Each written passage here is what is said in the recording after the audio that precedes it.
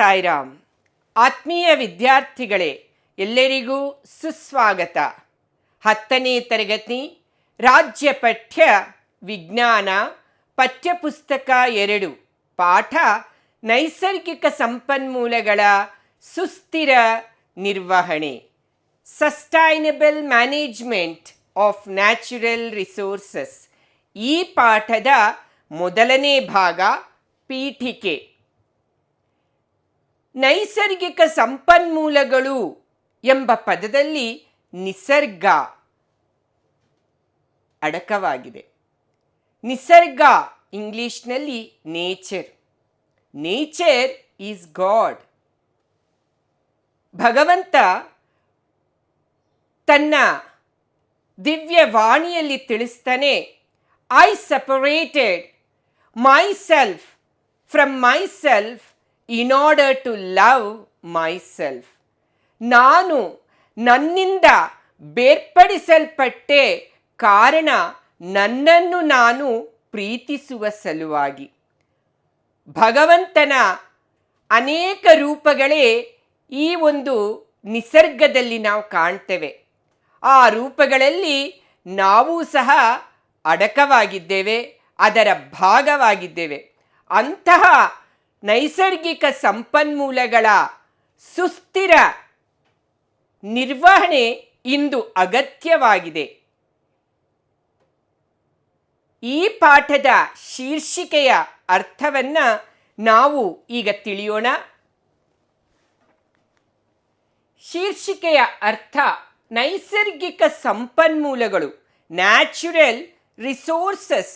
ಸಂಪನ್ಮೂಲ ಎಂಬ ಪದ ಅರ್ಥ ಏನು ಅಂತ ತಿಳಿದರೆ, ಸಂಪನ್ಮೂಲ ಎಂದರೆ ಒಂದು ವಸ್ತು ಅಥವಾ ಪದಾರ್ಥ ಉಪಯುಕ್ತವಾಗುವಂಥದ್ದು,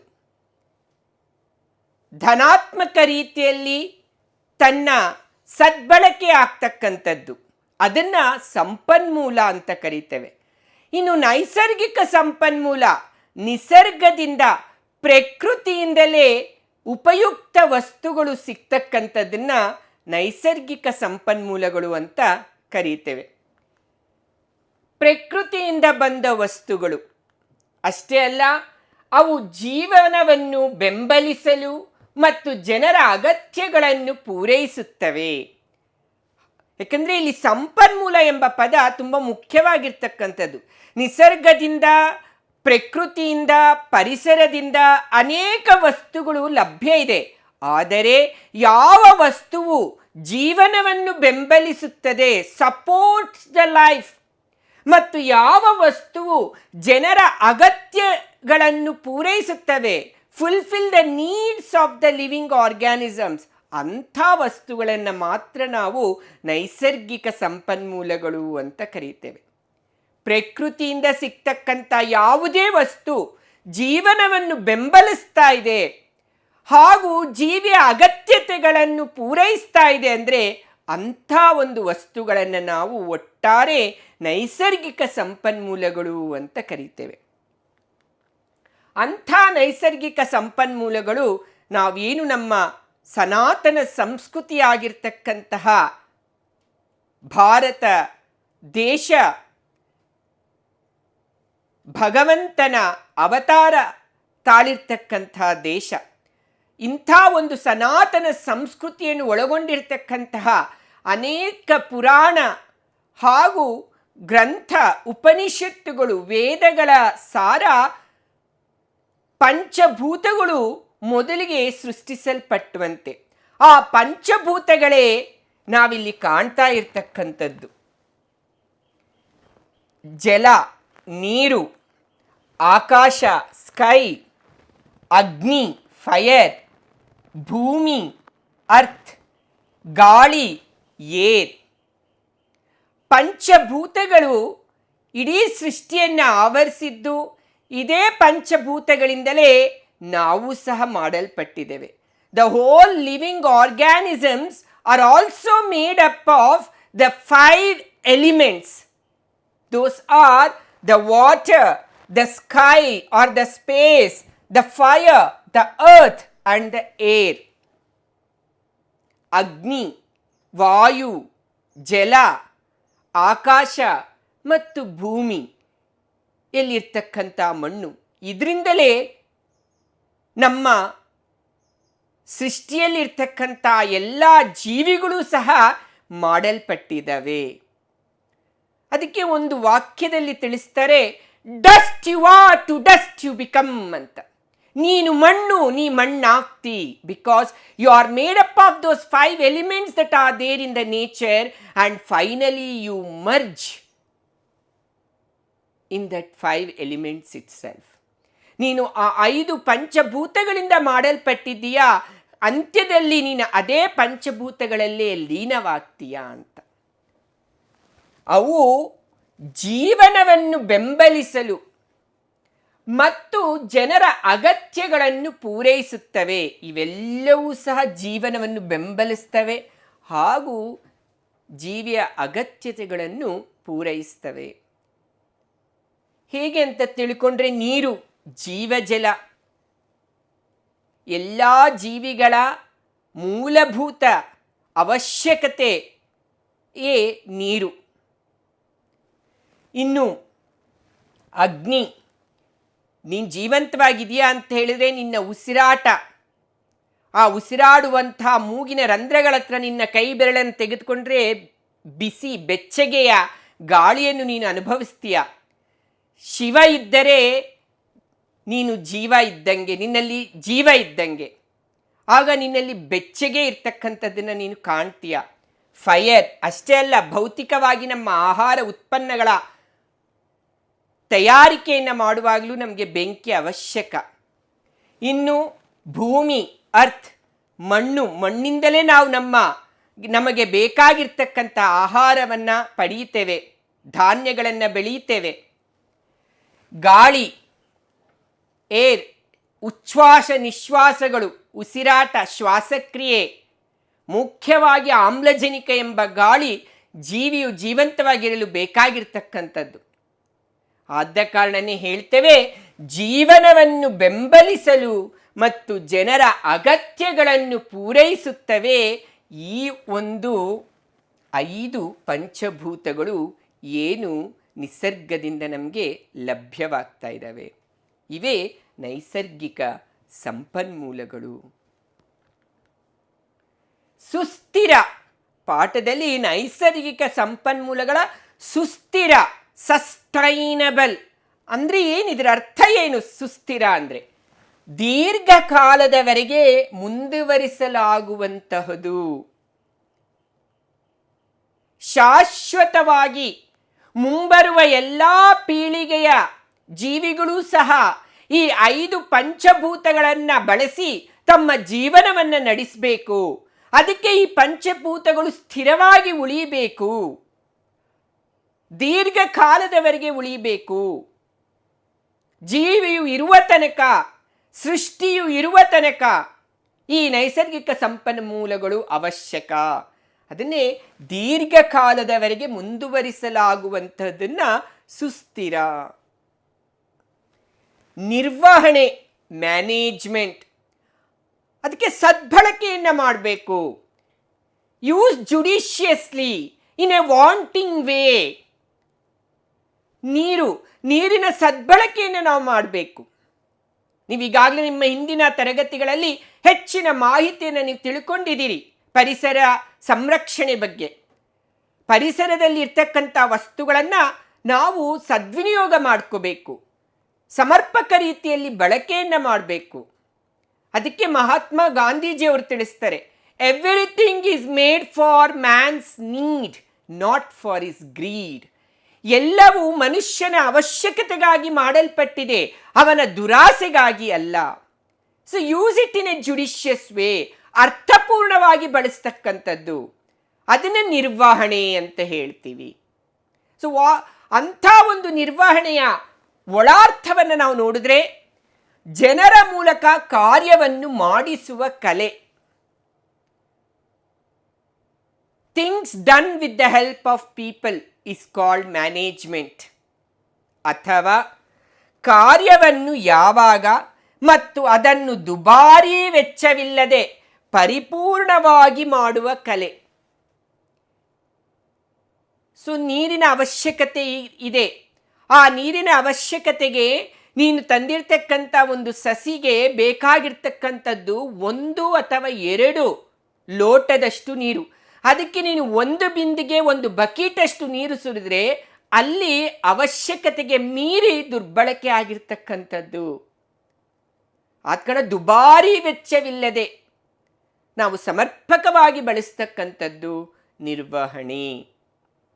Using the resources in a judicious way is called as the management only according to environmental science. ಪರಿಸರ ವಿಜ್ಞಾನವನ್ನು ನಾವು ಆಧಾರವಾಗಿ ತೆಗೆದುಕೊಂಡ್ರೆ ನಿರ್ವಹಣೆ ಅಂದರೆ ಪರಿಸರದಲ್ಲಿ ಸಿಗ್ತಕ್ಕಂಥ ಈ ನೈಸರ್ಗಿಕ ಸಂಪನ್ಮೂಲಗಳನ್ನು ಸದ್ಬಳಕೆ ಮಾಡ್ತಕ್ಕಂಥದ್ದು, ಅರ್ಥಪೂರ್ಣವಾಗಿ ಬಳಸ್ತಕ್ಕಂಥದ್ದು, ಅದನ್ನು ನಿರ್ವಹಣೆ ಅಂತ ಹೇಳ್ತೀವಿ. ಅಂಥ ನಿರ್ವಹಣೆ ಹೊಣೆಗಾರಿಕೆ ಕೇವಲ ಒಂದು ವ್ಯಕ್ತಿದಲ್ಲ, ಒಂದು ಸಮಾಜದ್ದಲ್ಲ, ಅಥವಾ ಒಂದು ಸಂಸ್ಥೆದಲ್ಲ, ಒಂದು ಸರ್ಕಾರದ್ದಲ್ಲ. ಇಡೀ ವಿಶ್ವದಲ್ಲಿರ್ತಕ್ಕಂಥ ಪ್ರತಿಯೊಂದು ನಾಗರಿಕ ವ್ಯಕ್ತಿಯ ಒಂದು ಆದ್ಯ ಕರ್ತವ್ಯನೂ ಆಗಿರುತ್ತದೆ ಈ ನೈಸರ್ಗಿಕ ಸಂಪನ್ಮೂಲಗಳ ಸುಸ್ಥಿರ ನಿರ್ವಹಣೆ. ಇಂಥ ನೈಸರ್ಗಿಕ ಸಂಪನ್ಮೂಲಗಳ ಸುಸ್ಥಿರ ನಿರ್ವಹಣೆ ಯಾಕೆ ನಾವು ಮಾಡಬೇಕು? ಯಾಕೆ ಅಂತ ಹೇಳಿದ್ರೆ ಪ್ರಕೃತಿಯೊಂದಿಗೆ ಸಾಮರಸ್ಯದಿಂದ ಬದುಕುವುದು ನಮ್ಮ ಆದ್ಯ ಕರ್ತವ್ಯವಾಗಿದೆ. ನಮಗೆಲ್ಲ ತಿಳಿದಿದೆ ವಿದ್ಯಾರ್ಥಿಗಳೇ, ಮಾನವ ಒಬ್ಬ ಸಮಾಜ ಜೀವಿ. Human being is A social animal. ಅವನು ಸಮಾಜದಲ್ಲಿ ಬದುಕಬೇಕು, ಸಮಾಜದೊಂದಿಗೆ ಸಾಮರಸ್ಯದಿಂದ ಇರಬೇಕು. ಅಂಥ ಸಮಾಜವೂ ಸಹ ಪ್ರಕೃತಿನೇ ಆಗಿದೆ. ಅವನು ಬಂದಿರತಕ್ಕಂಥದ್ದು ಸಹ ಪ್ರಕೃತಿಯಿಂದಲೇ. ಈಗಾಗಲೇ ನಾವು ತಿಳ್ಕೊಂಡ್ವಿ, ಪಂಚಭೂತಗಳಿಂದಲೇ ಮಾಡಲ್ಪಟ್ಟಿರ್ತಕ್ಕಂಥದ್ದು ಈ ಶರೀರ. ಆ ಪಂಚಭೂತಗಳೇ ಇಡೀ ಪ್ರಕೃತಿಯನ್ನು ಆವರಿಸಿರ್ತಕ್ಕಂಥದ್ದು. ಅಂಥ ಪಂಚಭೂತಗಳ ಅವಿಭಾಜ್ಯ ಅಂಗ ನಾವು ಆಗಿರೋದ್ರಿಂದ ಅದರ ಒಂದು ಸದ್ಬಳಕೆ, ರಕ್ಷಣೆ ನಮ್ಮೆಲ್ಲರ ಆದ್ಯ ಕರ್ತವ್ಯವಾಗಿದೆ. ಅದಕ್ಕೆ ಪ್ರಕೃತಿಯೊಂದಿಗೆ ಸಾಮರಸ್ಯದಿಂದ ಬದುಕುವುದು ನಮ್ಮ ಆದ್ಯ ಕರ್ತವ್ಯವಾಗಿದೆ. ಅಷ್ಟೇ ಅಲ್ಲ, ನೈಸರ್ಗಿಕ ಪ್ರಪಂಚವು ಸಾಮರಸ್ಯದಿಂದ ಇರಲಿ, ಆ ಉದ್ದೇಶಕ್ಕೆ ನಾವು ಸುಸ್ಥಿರ ನಿರ್ವಹಣೆಯನ್ನು ಮಾಡಬೇಕಾಗಿದೆ. ಯಾವುದೇ ಒಂದು ಸಂಪನ್ಮೂಲದಲ್ಲಿ ಏರುಪೇರು ಉಂಟಾಯ್ತಂದ್ರೆ ಅದಕ್ಕೆ ಸಂಯೋಜನೆ ಇರ್ತಕ್ಕಂಥ ಉಳಿದ ಸಂಪನ್ಮೂಲಗಳಲ್ಲಿ ಸಹ ಏರುಪೇರು ಕಾಣುತ್ತೆ. ಇದರಿಂದ ನಷ್ಟಕ್ಕೆ, ದುಃಖಕ್ಕೆ ಈಡಾಗ್ತಕ್ಕಂಥವರು ಮೊದಲು ಜೀವಿಗಳೇ, ಅದರಲ್ಲೂ ಮಾನವರೇ. ಆದ ಕಾರಣ ನಾವು ಸಾಮರಸ್ಯದಿಂದ ಇರುವುದು ನಮ್ಮ ಆದ್ಯ ಕರ್ತವ್ಯ. ಅದಕ್ಕೆ ನಮ್ಮ ಇಡೀ ಉಪನಿಷತ್ತುಗಳ ಸಾರ, ವೇದಗಳ ಸಾರ ತಿಳಿಸುತ್ತೆ, ವಸುದೈವ ಕುಟುಂಬಕಂ. ಇಡೀ ಭೂಮಿಯೇ ಒಂದೇ ಕುಟುಂಬ, ಇಡೀ ಭೂಮಿಯು ಒಂದೇ ಕುಟುಂಬ. The whole earth is one family. ಈ ಒಂದು ವಿಶಾಲವಾದ ಮನೋಭಾವನೆಯನ್ನು, ವಿಶಾಲವಾದ ಹೃದಯವನ್ನು ಹೊಂದಬೇಕಾಗಿದ್ದರೆ ನಮ್ಮೆಲ್ಲರಲ್ಲಿ ಇರಬೇಕಾಗಿರ್ತಕ್ಕಂತಹ ನಿಸ್ವಾರ್ಥವಾದ ಪ್ರೇಮ ಹಾಗೂ ಎಲ್ಲರಿಗೂ ಸೇವೆಯನ್ನು ಮಾಡ್ತಕ್ಕಂಥ ಒಂದು ಹುಮ್ಮಸ್ಸು ನಾವು ಬೆಳೆಸ್ಕೋಬೇಕು. ನಮ್ಮ ಪುರಾಣಗಳ ಸಾರವೇ ವಸುದೈವ ಕುಟುಂಬಕಂ. ಆಭರಣಗಳು ವಿಭಿನ್ನ, ಆದರೆ ಆಭರಣಗಳು ಮಾಡಲ್ಪಟ್ಟಿರ್ತಕ್ಕಂತಹ ಬಂಗಾರ ಅಥವಾ ಚಿನ್ನ ಒಂದೇ. ಸಿಹಿ ತಿಂಡಿಗಳು ವಿಭಿನ್ನ, ಆದರೆ ಅವು ಮಾಡಲ್ಪಟ್ಟಿರ್ತಕ್ಕಂಥ ಸಕ್ಕರೆ ಒಂದೇ. ನೀರನ್ನು ಹಿಡಿದಿಟ್ಟಿರ್ತಕ್ಕಂಥ ಪಾತ್ರೆಗಳು ಬೇರೆ ಬೇರೆ ಆಕಾರ, ಬೇರೆ ಬೇರೆ ಬಣ್ಣ, ಆದರೆ ಅವುಗಳಲ್ಲಿರ್ತಕ್ಕಂಥ ಜಲ ಅಥವಾ ನೀರು ಒಂದೇ. ಆದ ಕಾರಣ ನಮ್ಮ ಒಂದು ಭೌತಿಕ ಲಕ್ಷಣಗಳು ವಿಭಿನ್ನ, ಜಾತಿ, ಮತ, ಧರ್ಮ, ಪಂಥ ಇವೆಲ್ಲವೂ ಬೇರೆ ಬೇರೆ, ಆದರೆ ದೇವರು ಒಬ್ಬನೇ. ನಮ್ಮೆಲ್ಲರಲ್ಲಿ ಇರ್ತಕ್ಕಂಥ ರಕ್ತದ ಬಣ್ಣ ಕೆಂಪೆ. ಇದನ್ನು ನಾವು ಅರ್ಥೈಸಿಕೊಂಡಾಗ ವಸುದೈವ ಕುಟುಂಬಕಂ ಎಂಬ ವಿಶಾಲ ಮನೋಭಾವನೆಯನ್ನು ಬೆಳೆಸಿಕೊಂಡಾಗ ಪ್ರಕೃತಿಯ ಸಾಮರಸ್ಯದಿಂದ ಇರುವಂಥ ಕರ್ತವ್ಯ ನಮ್ಮಲ್ಲಿ ಉತ್ತೇಜನಗೊಳ್ಳುತ್ತೆ. ಸಮಸ್ತ ಲೋಕಾಹ ಸುಖಿನೋ ಭವಂತು ಎಂಬ ಉತ್ತಮವಾಗಿರ್ತಕ್ಕಂಥ ಪುರಾತನವಾಗಿರ್ತಕ್ಕಂಥ ಹೆಚ್ಚು ಶಕ್ತಿಶಾಲಿಯುತವಾಗಿರ್ತಕ್ಕಂತಹ ಪ್ರಾರ್ಥನೆ ನಮ್ಮೆಲ್ಲರಲ್ಲಿ ಮೈಗೂಡುತ್ತೆ. ಆಗ ಎಲ್ಲ ಜೀವಿಗಳು ಸುಖವಾಗಿ ಆನಂದವಾಗಿ ಸಂತೋಷವಾಗಿ ಇರಲು ಸಾಧ್ಯವಾಗುತ್ತೆ. ಆದ ಕಾರಣ ಪರಿಸರದೊಂದಿಗೆ ಸಾಮರಸ್ಯ ನಮ್ಮೆಲ್ಲರ ಕರ್ತವ್ಯ. ಅಂಥ ಪರಿಸರದಲ್ಲಿ ನಾವು ಸಾಮರಸ್ಯದಿಂದ ಇದ್ದೇವೆಯೇ ಒಂದು ಪ್ರಶ್ನೆ ನಮಗೆ ನಾವು ಹಾಕಿಕೊಂಡ್ರೆ ಖಂಡಿತ ಇಲ್ಲ. ಅದರ ಪ್ರತಿಬಿಂಬನೆ, ನಾವು ಸಾಮರಸ್ಯದಿಂದ ಇಲ್ಲ ಎಂಬುದರ ಪ್ರತಿಬಿಂಬನೆ ಈ ಪರಿಸರದ ಮಲಿನತೆ. ಪರಿಸರ ಮಾಲಿನ್ಯ ಉಂಟಾಗ್ತಾ ಇದೆ. ಕಾರಣಗಳು ಅನೇಕ. ಕೆಲವೊಂದು ಕಾರಣಗಳನ್ನು ಗಮನಿಸಿದ್ರೆ ಜನಸಂಖ್ಯಾ ಸ್ಫೋಟ, ಪಾಪ್ಯುಲೇಷನ್ ಎಕ್ಸ್ಪ್ಲೋಷನ್, ಜನಸಂಖ್ಯೆಯ ಹೆಚ್ಚಳದಿಂದ ನಿಸರ್ಗದ ಸಂಪನ್ಮೂಲಗಳ ಕೊರತೆ ಉಂಟಾಗ್ತಾ ಇದೆ. ಅಷ್ಟೇ ಅಲ್ಲ, ನಗರೀಕರಣ, ಕಾಡನ್ನು ನಾಶ ಮಾಡಿ ಕಟ್ಟಡಗಳನ್ನು ಹೆಚ್ಚು ಕಟ್ಟುವಂಥದ್ದು, ಅರ್ಬನೈಸೇಷನ್ ಹೆಚ್ಚಾಯಿತು. ಗಣಿಗಾರಿಕೆ, ಮೈನಿಂಗ್, ಮಾನವನ ದುರಾಸೆಯಿಂದ ಭೂಮಿಯನ್ನು ಅಗೆದು ಗಣಿಗಾರಿಕೆ, ಮೈನಿಂಗ್ ಈ ಒಂದು ಕ್ರಿಯೆಯನ್ನು ಮಾಡ್ತಾ ಪರಿಸರದಲ್ಲಿ ಮಾಲಿನ್ಯತೆಯನ್ನು ಉಂಟು ಮಾಡಿದ್ರು. ಇವೆಲ್ಲವಕ್ಕೆ ಕಾರಣ ಮಾನವನಲ್ಲಿ ಆಗ್ತಾ ಇರ್ತಕ್ಕಂಥ ಅತಿಯಾದ ಆಸೆ. ಆ ಅತಿ ಆಸೆ ದುರಾಸೆ ಅಂತ ಹೇಳ್ತೇವೆ ನಾವು. ಅತಿಯಾಸೆ ಗತಿಕೇಡು ಅಂತ. ಹಾಗೂ ದುರ್ಬಳಕೆ, ಸಮರ್ಪಕ ಬಳಕೆ ಇಲ್ಲದೆ ಇರೋದು, ಇವೆಲ್ಲದರ ಕಾರಣದಿಂದ ಪರಿಸರದಲ್ಲಿ ಮಾಲಿನ್ಯತೆ ಉಂಟಾಗಿದೆ. ಈ ಮಲಿನತೆ, ಈ ಪರಿಸರದ ಮಲಿನತೆಗೆ ಕಾರಣಗಳಿಂದ ಅದರ ಪರಿಣಾಮಗಳೇನು ಅಂತ, ಪರಿಸರ ಮಲಿನತೆಯ ಪರಿಣಾಮಗಳು ಮೂಲಭೂತ ಅವಶ್ಯಕತೆಗಳಾದ ಆಹಾರ, ನೀರು ಮತ್ತು ವಸತಿ ಕೊರತೆಯಾಗಿದೆ. ಅನಾರೋಗ್ಯ ಸ್ಥಿತಿ ಜೀವಿಗಳಲ್ಲಿ ಕಂಡು ಬರ್ತಾ ಇದೆ. ಪರಿಸರ ವ್ಯವಸ್ಥೆಯಲ್ಲಿ ಏರುಪೇರು. ಅಷ್ಟೇ ಅಲ್ಲ, ಪೌಷ್ಟಿಕ ಆಹಾರ, ಶುದ್ಧ ನೀರು ಹಾಗೂ ಗಾಳಿ ಸಿಗದೇ ಇರತಕ್ಕಂಥದ್ದಾಗಿದೆ, ಕ್ಷೀಣಿಸಿದೆ. ಉದಾಹರಣೆಯನ್ನು ಗಮನಿಸಿದ್ರೆ, ನೀವಿಲ್ಲೊಂದು ಗ್ರಾಫಿಕಲ್ ಚಿತ್ರಣವನ್ನು ನೋಡ್ತಾ ಇದ್ದೀರಿ. ಗಂಗಾ ನದಿಯಲ್ಲಿರುವ ಒಟ್ಟು ಕೋಳಿ ಫಾರಂ ಎಣಿಕೆಯ ಮಟ್ಟಗಳು ನೋಡಿ.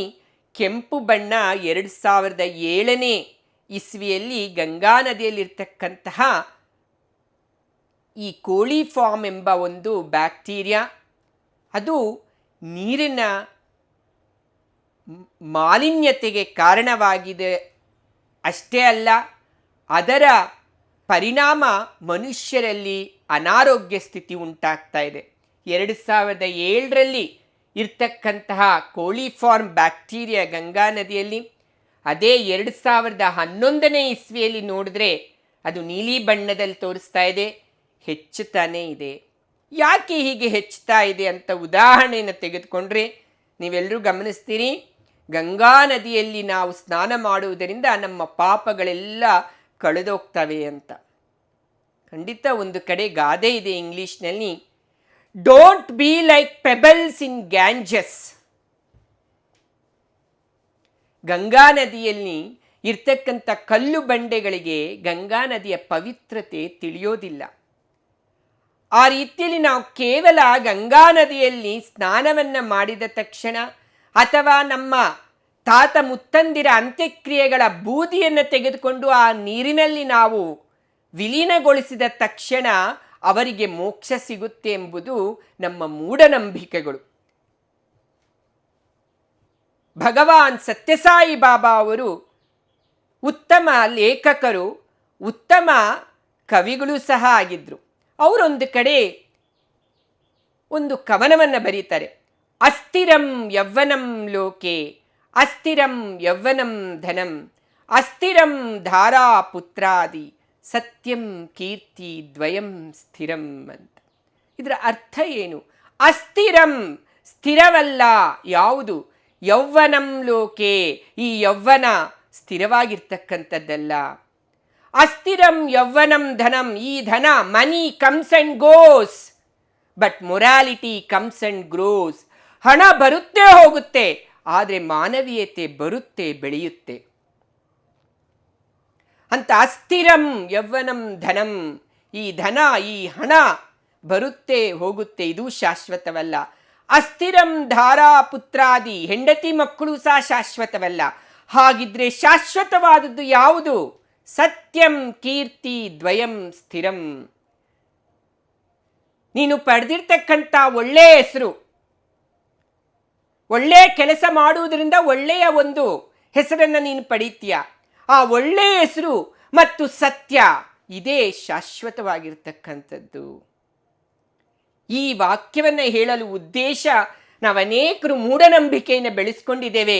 ಗಂಗಾ ನದಿಯಲ್ಲಿ ನಾವು ಮೀಯುವುದರಿಂದ, ಗಂಗಾ ನದಿಯಲ್ಲಿ ಶವಗಳನ್ನು ಹಾಕುವುದರಿಂದ, ಗಂಗಾ ನದಿಯಲ್ಲಿ ಅಂತ್ಯಕ್ರಿಯೆ ಮಾಡಿರ್ತಕ್ಕಂಥ ನಮ್ಮ ಮುತ್ತಾತಂದಿರ ಬೂದಿಯನ್ನು ಅದರಲ್ಲಿ ವಿಲೀನಗೊಳಿಸೋದ್ರಿಂದ ಅವರಿಗೆ ಮೋಕ್ಷ ಸಿಗುತ್ತೆ, ನಮಗೆ ಮೋಕ್ಷ ಸಿಗುತ್ತೆ, ನಮ್ಮ ಪಾಪಗಳು ಕಳೀತವೆ ಎಂಬುದು ಮೂಢನಂಬಿಕೆ. ಹಾಗಿದ್ರೆ ಯಾವುದು ನಮ್ಮಿಂದ ನಾವು ತೆಗೆದುಕೊಂಡು ಹೋಗ್ತಕ್ಕಂಥದ್ದು? ನಮ್ಮ ದೇಹ ಬಿಟ್ಟ ನಂತರ ನಾವು ತೆಗೆದುಕೊಳ್ಳೋದು ಇಷ್ಟೇ, ನಾವು ಮಾಡಿರೋ ಒಳ್ಳೆಯ ಕೆಲಸದ ಫಲ, ಒಳ್ಳೆಯ ಹೆಸರು ಹಾಗೂ ಸತ್ಯ.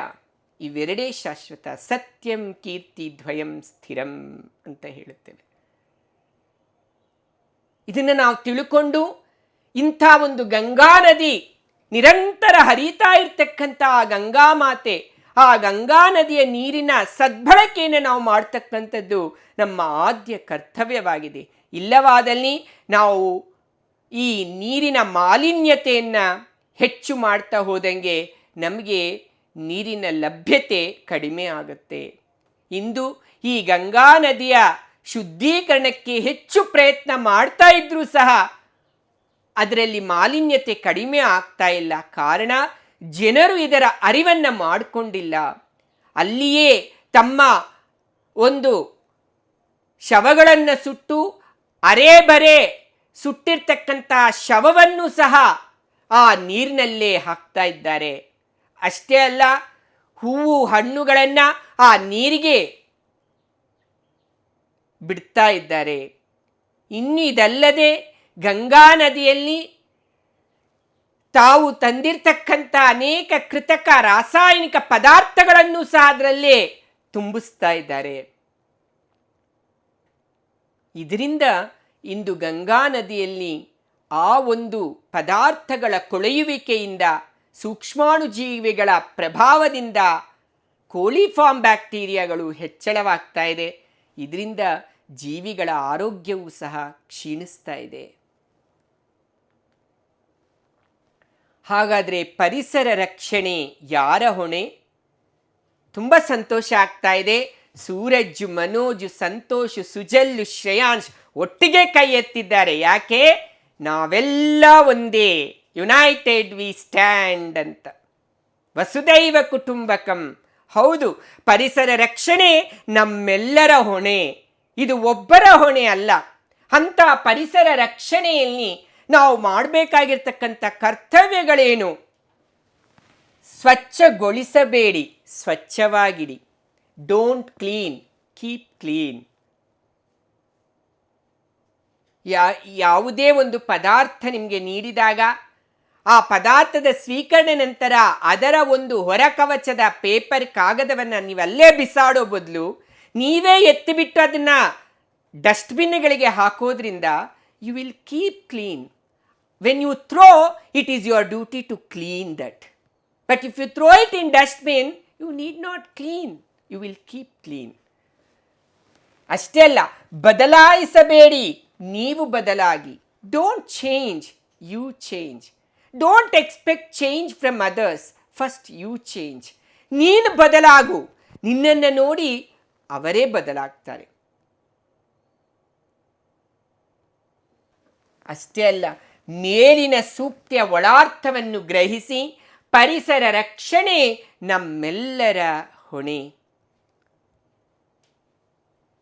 United we stand, divide we ruin ಅಂತೀವಿ ನಾವು. ನಾವೆಲ್ಲ ಒಟ್ಟು ಸೇರಿದಾಗ ಅಲ್ಲಿ ಸ್ಥಿರತೆ ಉಂಟಾಗುತ್ತೆ, ಅಲ್ಲಿ ಕೆಲಸ ಆಗುತ್ತೆ. Unity is strength. ಅದಕ್ಕೆ ಸಮಾಜ, ಸರ್ಕಾರ, ಸಂಸ್ಥೆ ಎಲ್ಲರೂ ಒಟ್ಟಾಗಬೇಕು. ಆ ಎಲ್ಲರೂ ಒಟ್ಟಾಗದ ಸ್ವಚ್ಛ ಭಾರತ, ಸ್ವಚ್ಛ ದೇಶ, ಸ್ವಚ್ಛ ಪ್ರಪಂಚವನ್ನು ನಾವು ಸೃಷ್ಟಿಸಲು ಸಾಧ್ಯ. ಭೌತಿಕ ಸ್ವಚ್ಛತೆಯೂ ಉಂಟಾಗುತ್ತೆ, ಆಂತರಿಕ ಸ್ವಚ್ಛತೆಯೂ ಉಂಟಾಗುತ್ತೆ. ಅಂತರಂಗ ಬಹಿರಂಗ ಶುದ್ಧಿ ಎರಡೂ ಸಹ ಉಂಟಾಗುತ್ತೆ.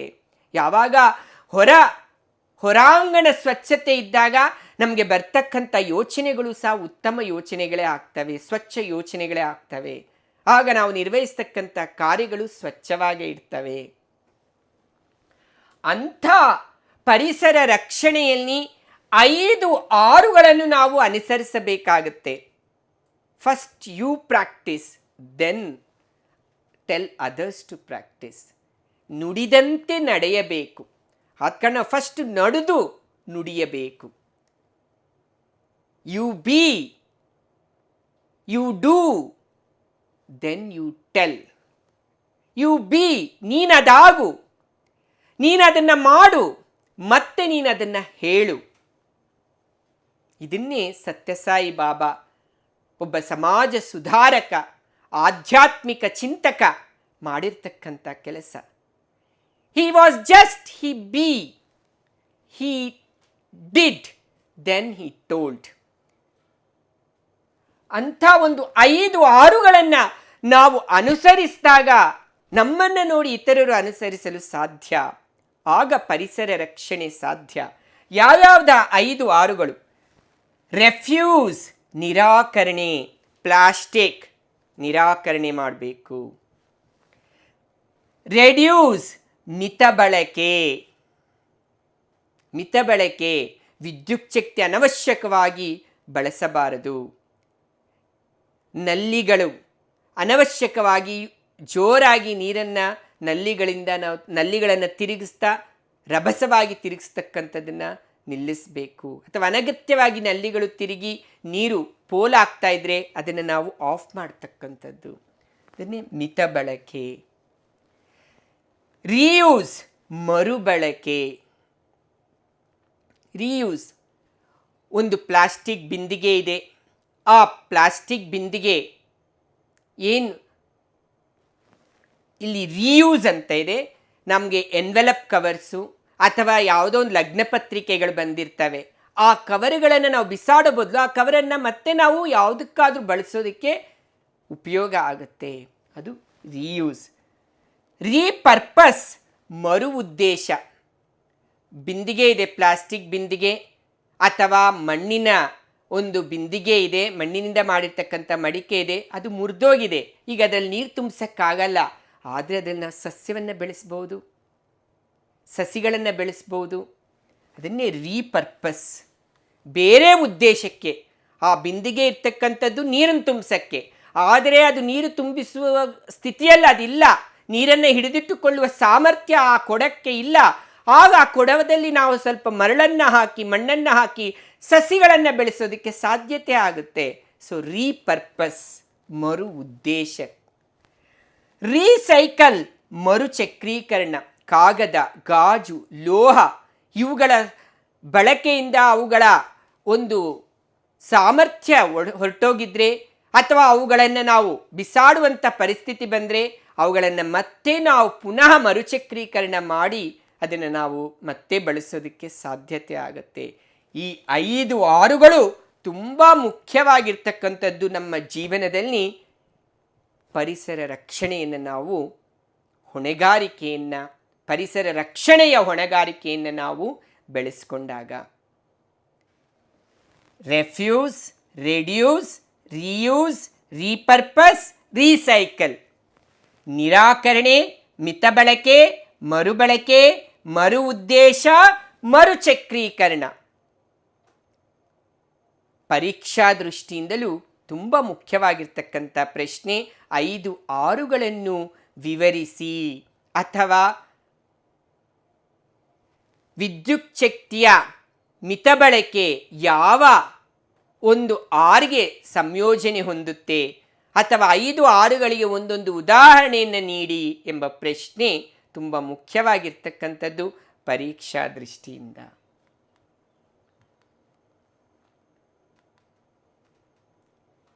ನಿರಾಕರಣೆ, ಅಗತ್ಯವಿಲ್ಲದ ವಸ್ತುಗಳನ್ನು ಬೇಡ ಎಂದು ಹೇಳುವುದು, ಇದು ನಿರಾಕರಣೆ. ಮಿತ ಬಳಕೆ, ರೆಡ್ಯೂಸ್, ಅಗತ್ಯವಿದ್ದಷ್ಟು ಮಾತ್ರ ಬಳಸಬೇಕು.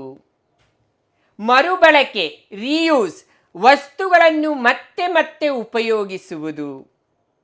ಮರು ಉದ್ದೇಶ, ರೀಪರ್ಪಸ್, ವಸ್ತುವನ್ನು ಅದರ ಮೂಲ ಉದ್ದೇಶಕ್ಕೆ ಬಳಸಲು ಸಾಧ್ಯವಾಗದೇ ಇದ್ದರೆ ಎಚ್ಚರಿಕೆಯಿಂದ ಯೋಚಿಸಿ ಅದನ್ನು ಬೇರೆ ಯಾವುದೇ ಉಪಯುಕ್ತ ಉದ್ದೇಶಕ್ಕೆ ಬಳಸುವುದು. ಮರುಚಕ್ರೀಕರಣ, ರೀಸೈಕಲ್, ಉಪಯೋಗಿಸಿದ ವಸ್ತುಗಳನ್ನು ಸಂಗ್ರಹಿಸಿ ಮರುಚಕ್ರೀಕರಣ ಮಾಡಿ ಅಗತ್ಯ ವಸ್ತುಗಳನ್ನು ತಯಾರಿಸುವುದು. ಇದು 5 ಆರುಗಳ ಅರ್ಥ.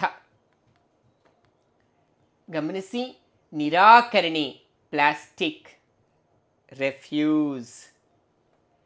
ಮಿತ ಬಳಕೆ, ರೆಡ್ಯೂಸ್, ಸೇವ್ ಎಲೆಕ್ಟ್ರಿಸಿಟಿ, ವಿದ್ಯುತ್ ಶಕ್ತಿಯನ್ನು ರಕ್ಷಿಸಿ. ಮರುಬಳಕೆ, ರೀಯೂಸ್. ನೋಡಿ, ಪ್ಲಾಸ್ಟಿಕ್ ಬಾಟಲ್, ಏನು ನೀರು ಕುಡಿತಕ್ಕಂಥ ಪ್ಲಾಸ್ಟಿಕ್ ಬಾಟಲ್ ಮುರಿದೋಗಿದೆ, ಈಗ ನೀರನ್ನು ಅದರಲ್ಲಿ ಹಿಡಿದಿಟ್ಟುಕೊಳ್ಳಲು ಸಾಧ್ಯ ಇಲ್ಲ, ಒಂದು ಸಸಿಯನ್ನು ಬೆಳೆಸಲು ಸಾಧ್ಯ. ಮರು ಉದ್ದೇಶ, ರೀಪರ್ಪಸ್. ನೀವೆಲ್ಲ ಗಮನಿಸಿರ್ತೀರಿ, ಇದು ಒಂದು ಉದ್ದೇಶ. ಟೈರುಗಳು ಪಂಚರ್ ಆಗಿದೆ, ಟೈರ್ ಇನ್ನು ಸದ್ಬಳಕೆ ಇಲ್ಲ, ಆದರೆ ಆ ಟೈರುಗಳನ್ನೆಲ್ಲ ನಾವು ವಿವಿಧ ಬಣ್ಣಗಳನ್ನು ಹಾಕಿ ಅದರಲ್ಲಿ ಹೂವಿನ ಗಿಡಗಳನ್ನು ನಾವು ಮಧ್ಯದಲ್ಲಿಟ್ಟರೆ ಅದೊಂದು ಶೋ ಆಗುತ್ತೆ, ಒಂದು ಅಲಂಕಾರವನ್ನು ನಾವು ಸೃಷ್ಟಿ ಮಾಡ್ಬೋದು. ಅಷ್ಟೇ ಅಲ್ಲ, ಈ ರೀಪರ್ಪಸ್ಗೆ ಒಂದು ಬದಿಯಲ್ಲಿ ಬರೆದಿರ್ತಕ್ಕಂಥ ಕಾಗದ ಮತ್ತೊಂದು ಬದಿಯಲ್ಲಿ ಬರೀದೇ ಇರೋದು, ಆದರೆ ಅದನ್ನು ನಾವು ಬಳಸೋಕ್ಕೆ ಸಾಧ್ಯ ಇದೆ. ಎನ್ವೆಲಪ್ ಕವರ್ಸ್ ಮತ್ತು ಲಗ್ನ ಪತ್ರಿಕೆಗಳನ್ನು ಹಿಡಿದಿಟ್ಟುಕೊಂಡಿರ್ತಕ್ಕಂತಹ ಒಂದು ಕವರ್ಗಳು, ಅದನ್ನು ನಾವು ಮತ್ತೆ ಬೇರೊಂದು ಉಪಯೋಗಕ್ಕೆ ಬಳಸೋಕ್ಕೆ ಸಾಧ್ಯತೆ ಆಗುತ್ತೆ. ಮರುಚಕ್ರೀಕರಣ, ರೀಸೈಕಲ್. ಈ 5 ಆರುಗಳು ಜೀವನದಲ್ಲಿ ಅಳವಡಿಸುವಂಥದ್ದು ಹಾಗೂ ಪರೀಕ್ಷಾ ದೃಷ್ಟಿಯಿಂದಲೂ ತುಂಬ ಮುಖ್ಯ ಪರಿಸರ ರಕ್ಷಣೆಗಾಗಿ.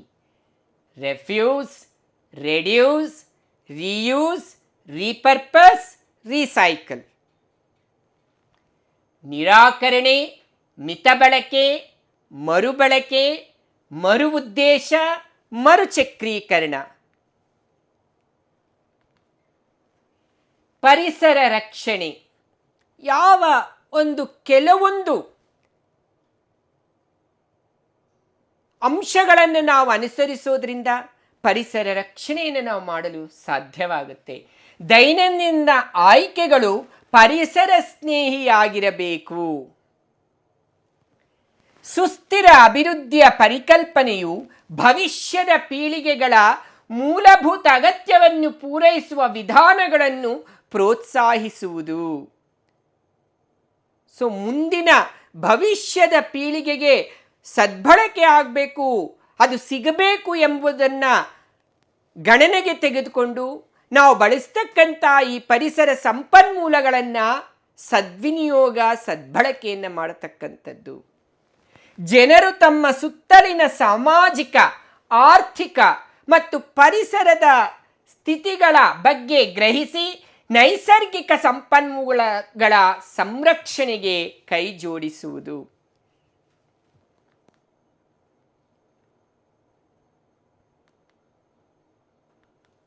ನಾವು ಸಂಪನ್ಮೂಲಗಳನ್ನು ನಿರ್ವಹಿಸುವ ಅಗತ್ಯವೇನಿದೆ?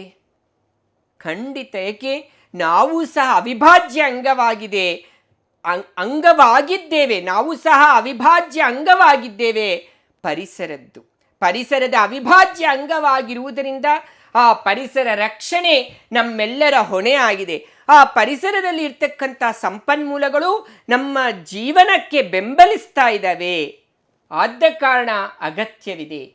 ಜೀವಿಯು ಪರಿಸರದ ಅವಿಭಾಜ್ಯ ಅಂಗವಾಗಿದೆ. ಆದ ಕಾರಣ ಸಂಪನ್ಮೂಲಗಳನ್ನು ನಿರ್ವಹಿಸುವುದು ಅಗತ್ಯ. ಜೀವಿಯ ಮೂಲಭೂತ ಸೌಲಭ್ಯಗಳು ಭೌತಿಕ ಹಾಗೂ ಆರ್ಥಿಕ ಅವಶ್ಯಕತೆಗಳನ್ನು ಪ್ರತ್ಯಕ್ಷ ಅಥವಾ ಪರೋಕ್ಷವಾಗಿ ಪರಿಸರದಿಂದ ಪಡೆಯುತ್ತದೆ.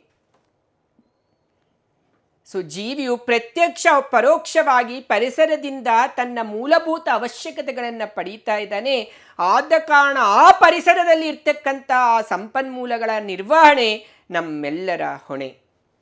ಪರಿಸರದ ಈ ಸಂಪನ್ಮೂಲಗಳು ನಿರಂತರವಾಗಿ ದೊರಕುವುದಿಲ್ಲ. ಆದ್ದರಿಂದ ನೈಸರ್ಗಿಕ ಸಂಪನ್ಮೂಲಗಳ ನಿರ್ವಹಣೆಗೆ ದೀರ್ಘಾವಧಿಯ ದೃಷ್ಟಿಕೋನದ ಅಗತ್ಯವಿದೆ. ತಕ್ಷಣ ಸಿಗುವಂಥದ್ದು ಸಾಧ್ಯ ಇಲ್ಲ. ಸಮಯ ಬೇಕಾಗಿದೆ ಪರಿಸರದ ಸಂಪನ್ಮೂಲಗಳು ಮತ್ತೆ ನಮಗೆ ಸಿಗಬೇಕಾದ್ರೆ. ಆದ ಕಾರಣ ಇರುವಂಥ ಸಂಪನ್ಮೂಲಗಳನ್ನು ಉತ್ತಮ ರೀತಿಯಲ್ಲಿ ನಿರ್ವಹಣೆ ಮಾಡುವುದು ಅಗತ್ಯ. ಮುಂದಿನ ಪೀಳಿಗೆಗೂ ಸಂಪನ್ಮೂಲಗಳು ಲಭ್ಯವಾಗುವಂತೆ ನಿರ್ವಹಣೆ ಮಾಡಬೇಕು. ವಾಣಿಜ್ಯಗಳ ವಿಲೇವಾರಿಗೂ ಯೋಜನೆ ರೂಪಿಸಬೇಕು. ವಾಣಿಜ್ಯೋದ್ಯಮಿಗಳಿಗೂ ಪರಿಸರದ ಸಂಪನ್ಮೂಲಗಳು ಅಗತ್ಯವಾಗಿದೆ. ಅದಕ್ಕೊಂದು ನಿರ್ದಿಷ್ಟ ಯೋಜನೆಯನ್ನು, ರೂಪುರೇಷೆಗಳನ್ನು, ನಿಯಮಗಳನ್ನು ನಾವು ಹಾಕಬೇಕಾಗುತ್ತೆ. ಆಗ ತಾನೇ ಈ ನಿರ್ವಹಣೆ ಸಾಧ್ಯ ಆಗುತ್ತೆ. ಆ ನಿರ್ವಹಣೆ ಸುಸ್ಥಿರವಾಗುತ್ತೆ. ದೀರ್ಘಕಾಲದವರೆಗೆ ಆ ಸಂಪನ್ಮೂಲಗಳು ಸಿಗಲು ಸಾಧ್ಯವಾಗುತ್ತೆ. ನಿಸರ್ಗದ ಸಂರಕ್ಷಣೆಯ ಅಡಿಯಲ್ಲಿ ಈ ಕೆಳಗಿನ ಯೋಜನೆಗಳು ಎಲ್ಲರ ಉಪಯೋಗಕ್ಕಾಗಿ ಅಂತಾರಾಷ್ಟ್ರೀಯ ಕಾನೂನುಗಳು ಮತ್ತು ನಿಯಮಗಳು ಎಲ್ಲರೂ ಪಾಲಿಸಬೇಕು. ರಾಷ್ಟ್ರೀಯ ಕಾನೂನುಗಳು, ಪರಿಸರ ಸಂರಕ್ಷಣೆಗಾಗಿ ಕಾಯಿದೆಗಳು, ಇಂಥ ಪರಿಸರ ರಕ್ಷಣೆ ನಿರ್ವಹಣೆ ಇಂದಿನದ್ದಲ್ಲ. ಪುರಾತನ ಕಾಲದಿಂದಲೂ ಉಪನಿಷತ್ತುಗಳಲ್ಲೇ ಪರಿಸರದ ಮಹತ್ವವನ್ನು ತಿಳಿಸಿದ್ದಾರೆ.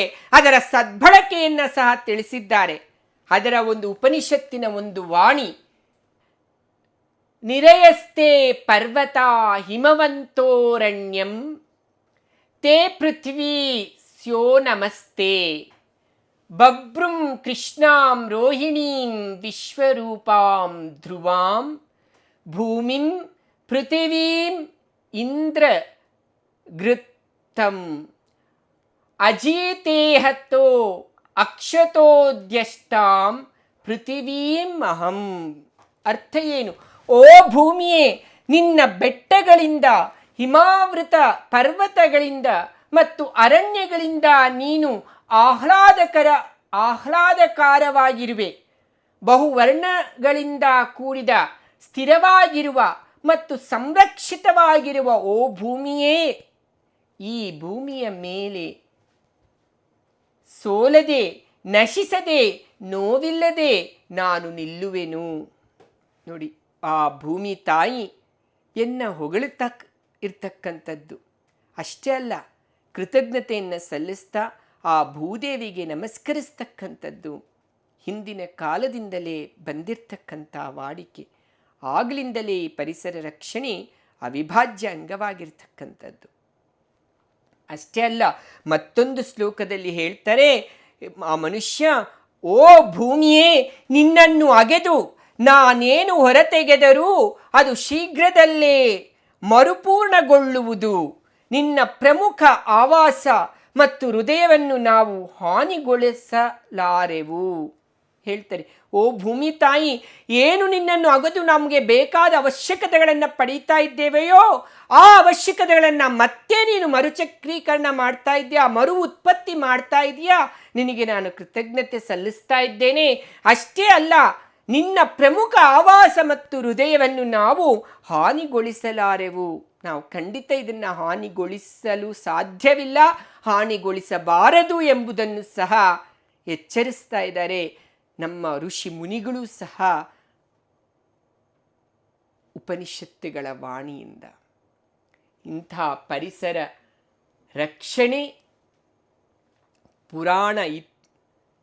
ಪುರಾತನ ಸಾಹಿತ್ಯದಲ್ಲಿ ಸಹ ಲಭ್ಯ ಇದೆ ಎಂಬುದಕ್ಕೆ ಇದೊಂದು ನಿದರ್ಶನ ವಿದ್ಯಾರ್ಥಿಗಳೇ.